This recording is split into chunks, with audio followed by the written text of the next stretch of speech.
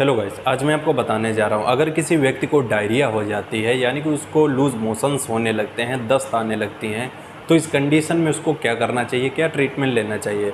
जैसा कि दोस्तों आप जानते हैं गर्मियाँ स्टार्ट हो गई हैं, लोगों को डिहाइड्रेशन होने लगेगा, उनको इन्फेक्शन की वजह से उनको डायरिया कंडीशन हो जाती है, लूज़ मोशंस आने लगते हैं, दस्त लग जाते हैं।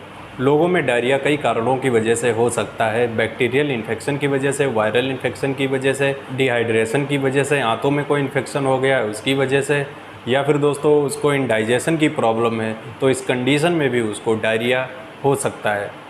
अगर किसी व्यक्ति को पतले पतले दस्त आ रहे हैं, एकदम वाटरी डायरिया है, तो इस कंडीशन में उसका बीपी सबसे पहले चेक करना चाहिए, उसकी पल्स चेक करनी चाहिए, उसको ये भी देखना चाहिए कि उसको डिहाइड्रेशन तो नहीं है, उसको पानी की कमी तो नहीं हो गई है ज़्यादा लूज मोशंस हो जाने की वजह से।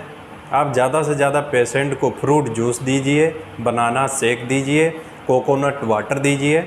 इसके अलावा पेशेंट को आप और भी लिक्विड डाइट दे सकते हैं जिससे कि पेशेंट को जो डिहाइड्रेशन हो गया है, पानी की कमी हो गई है ज़्यादा लूज मोशंस आ जाने की वजह से, उसको हेल्प मिलेगी उसको रिकवर करने में। तो अब बात करते हैं दोस्तों पेशेंट को क्या ट्रीटमेंट देना चाहिए। सबसे पहली बात दोस्तों, पेशेंट को जो बार बार स्टूल पास हो रहा है उसको कंट्रोल करना चाहिए। इसके लिए आप टैबलेट लोप्रामाइड दे सकते हैं जो लोपामाइड के नाम से भी मार्केट में आती है।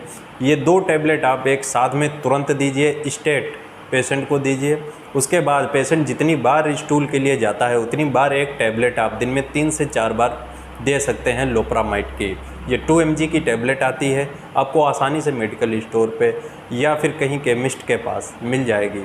या फिर आप टैबलेट लोमोटिल पेशेंट को दे सकते हैं, 2 टैबलेट एक साथ दिन में 3 बार।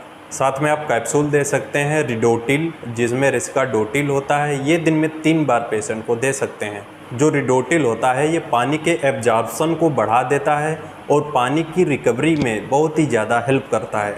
ये 100 mg का एक कैप्सूल आता है, इसको दिन में 3 बार पेशेंट को देना चाहिए। अगर पेशेंट को बैक्टीरियल इन्फेक्शन हो गया है, आंतों में इन्फेक्शन हो गया है, तो इस कंडीशन में पेशेंट को टैबलेट नॉरफ्लॉक्सासिन 400 mg की सुबह शाम देनी चाहिए। साथ में आप टैबलेट मेट्रोनिडाजोल दिन में 3 बार या फिर सुबह शाम पेशेंट को दे सकते हैं।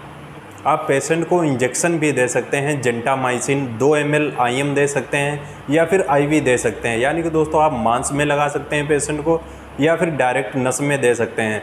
अगर पेशेंट को ड्रिप लग रही है तो आप ड्रिप के साथ भी जेंटामाइसिन 2 ml इंजेक्शन दे सकते हैं, जिससे कि इन्फेक्शन से लड़ने में पेशेंट को हेल्प मिलेगी।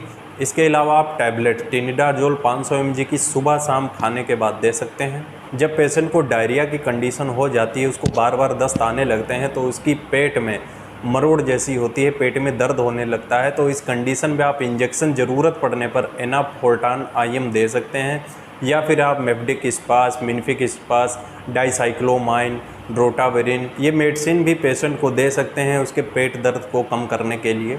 अगर पेशेंट को वोमिटिंग हो रही है, उसको ज़्यादा उल्टी हो रही है, तो उसको इंजेक्शन पेरीनार्म 2 ml IM देना चाहिए या फिर इंजेक्शन एमसेट, इसमें ओंडेस्ट्रॉन होता है, इसे आप IV दे सकते हैं और IM भी दे सकते हैं। या फिर ड्रिप चल रही है तो आप ड्रिप के साथ भी ओंडेस्ट्रॉन या फिर एमसेट इंजेक्शन को दे सकते हैं। साथ में कैप्सूल लैक्टिक एसिड बेसिलस भी दिया जाता है, जिससे कि जो बैक्टीरिया होते हैं लैक्टिक एसिड बेसिलस जो डाइजेशन में हेल्प करते हैं, तो ये कैप्सूल भी आपको लैक्टिक एसिड बेसिलस के लेने चाहिए दिन में 2 बार। पेशेंट को इतना ट्रीटमेंट देने के बाद भी अगर उसकी कंडीशन सही नहीं हो रही है, उसका बीपी नॉर्मल नहीं हो रहा है, उसका बीपी डाउन होता चला जा रहा है, तो पेशेंट को तुरंत IV फ्लूइड्स देने चाहिए, जैसे कि NS दे सकते हैं, RL दे सकते हैं। दोस्तों ध्यान रखने वाली बात यह है, पेशेंट को कभी भी डेक्स्ट्रोज नहीं देते हैं अगर उसको डायरिया हो गया है, जैसे कि DNS, D5, D10 डेक्स्ट्रोज वाले IV फ्लूइड्स पेशेंट को नहीं देना चाहिए, RL या फिर NS ही देना चाहिए। IV फ्लूइड्स के साथ में आप इंजेक्शन डेक्सामेथासोन या फिर बेटनीसॉल 2 ml दे सकते हैं, जिससे कि उसका BP धीरे धीरे नॉर्मल होने लगेगा। अगर पेशेंट को पतले दस्त हो रहे हैं, एकदम वाटरी डायरिया है, तो इसको हल्के में नहीं लेना चाहिए, तुरंत उसको क्लिनिक या फिर हॉस्पिटल में शिफ्ट करना चाहिए। क्योंकि दोस्तों अगर ज़्यादा डिहाइड्रेशन हो गया है तो उसके पल्स और BP में गिरावट हो सकती है, जिससे कि उसको ज़्यादा प्रॉब्लम हो सकती है। तो दोस्तों आपको ध्यान रखना चाहिए, अगर किसी पेशेंट को डायरिया हो गया है, ज़्यादा दिन से है, उसको ट्रीटमेंट देने के बाद भी, मेडिसिन लेने के बाद भी उसको रिलीफ नहीं मिल रहा है, तो उसको तुरंत डॉक्टर के पास जाना चाहिए। और दोस्तों इसमें जो फ्लूइड्स होता है उसको मेंटेन करना बहुत ही ज़्यादा ज़रूरी होता है, क्योंकि फ्लूइड्स की कमी से पेशेंट को कई सारी समस्याएं हो सकती हैं। उसको फीवर आने लगेगा, उसको वीकनेस आने लगेगी, उसकी बॉडी में पानी की कमी हो जाएगी, जिससे उसका बीपी लो हो जाएगा। तो दोस्तों आपको समझ में आया होगा, अगर किसी पेशेंट को डायरिया की कंडीशन हो जाती है, उसको क्या क्या सावधानी रखनी चाहिए और कौन सी मेडिसिन लेनी चाहिए और क्या नहीं करना चाहिए। दोस्तों ये बेसिक सी इन्फॉर्मेशन थी डायरिया के बारे में। अगर आपको समझ में आई हो, अच्छी लगी हो, तो मेरे वीडियो को लाइक करें। अगर मेरे चैनल पर नए हैं तो इसे सब्सक्राइब ज़रूर कर लें, जिससे कि ऐसे वीडियोज़ आपको हमेशा मिलते रहें।